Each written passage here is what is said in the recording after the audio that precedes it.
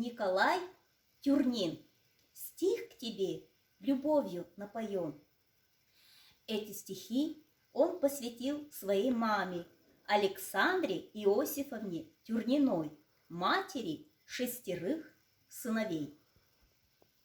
Ты себя никак не берегла, зорькой ранней поутру вставала, чтобы переделать все дела, дорогая и родная мама.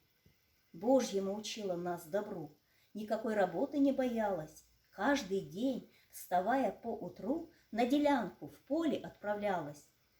Есть у коми женщин норов свой, на работе быть строптиво сильной, а придя усталую домой, кроткой стать для мужа, тихой, милой.